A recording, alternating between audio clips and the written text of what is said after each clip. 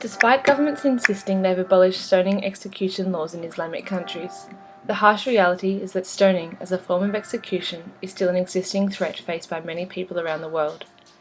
While the death penalty itself is being eradicated in many countries, the most brutal form of the death penalty, stoning, is still being practiced in a number of countries.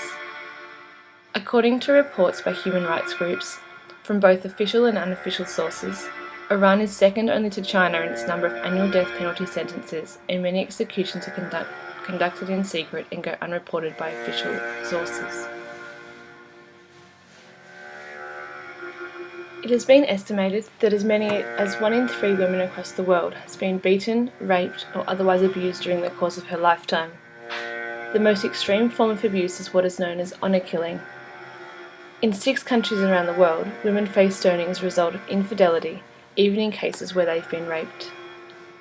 Since 1979, Amnesty International has documented at least 77 cases of stoning in the Islamic Republic of Iran, and this figure is likely low due to the lack of proper documentation and unreported killings.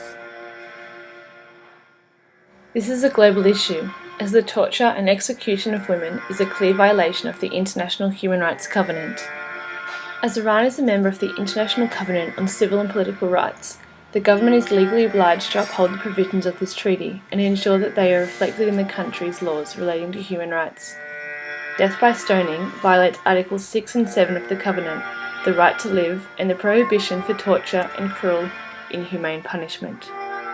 Stoning is included in the laws of 6 countries: Iran, Saudi Arabia, Sudan, Pakistan, Yemen, and the United Arab Emirates, as well as in some states in Nigeria and a province in Indonesia. In addition, while stoning may not be in the law books in Afghanistan and Somalia, and is not sanctioned by the state, both countries have seen incidents of stoning, usually carried out by armed groups or local authority.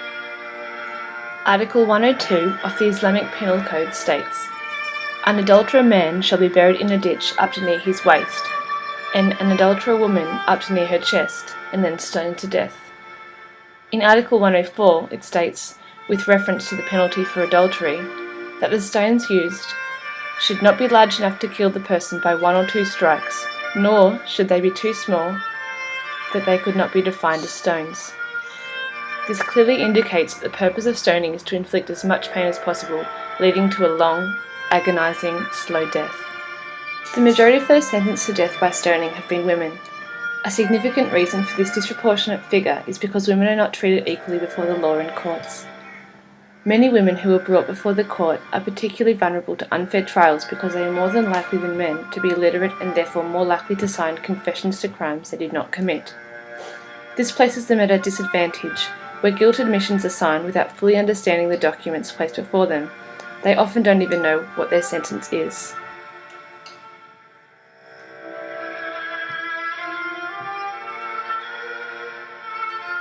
In 2002, in response from direct pressure from non-government organisations such as Amnesty International, the Iranian government announced a moratorium on execution by stoning, and since then, officials have regularly denied that stoning sentences continue to be implemented in Iran. In 2008, then for the second time, Iran's judiciary announced that the punishment of stoning people to death had been removed in the draft legislation submitted to Parliament for approval. While this is a positive step of removing stoning laws from the legal system, a number of stoning executions are still being unofficially reported. In comparison to the previous penal code, stoning has been removed from the section of the code dealing with the penalties for adultery. However, stoning can still be issued at a judge's discretion in accordance with Sharia law or fatwas.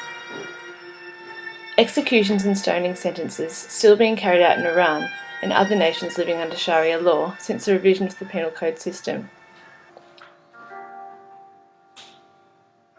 There are a number of organisations campaigning against these practices, but there needs to be greater support from the international community.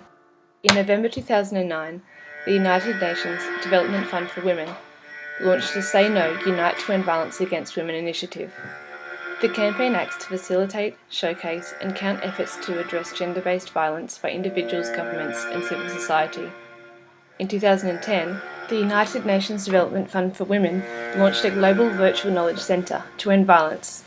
The Centre supports activists around the world in the implementation, monitoring and evaluation of policies and programs. Activists involved in anti-stoning movements have implemented a number of strategies in their hope to end stoning. Advocate groups such as the Stop Stoning Forever campaign have demanded that the Islamic Penal Code be revised and that stoning as a form of execution be explicitly banned in all sections of the law. They have actively engaged a number of strategies in order to see this amendment of the Iranian law.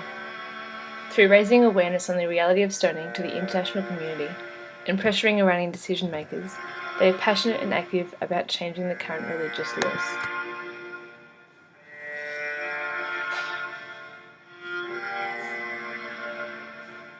Apply considerable pressure on the Iranian government to abolish the judge's discretion loophole process and take all steps necessary to ensure that every citizen receives a fair and balanced trial, as required by the International Covenant on Civil and Political Rights. Apply significant pressure on the Iranian government to pass a new penal code that explicitly outlaws stoning. Only 2 of at least 9 executions of women were reported by Iranian authorities in 2012. The other executions were reported through reliable, unofficial sources. I strongly urge the United Nations to support a full investigation into the number of unreported killings still occurring in Iran, despite a moratorium on stoning laws since 2008. A full investigation into the unofficial killings still occurring would enable authorities to gain a better understanding of where this is still taking place, so they can target the relevant areas in combating this issue. I encourage the continual support of human rights and non-government organisations in their campaigns to eradicate all forms of stoning in the Iranian legal system. The aim of these recommendations is to increase pressure on the Iranian government to completely abolish their stoning laws, increase government accountability in relation to current reports of the stoning of women, and to raise international awareness through global campaigns of the atrocities still taking place in Iran today.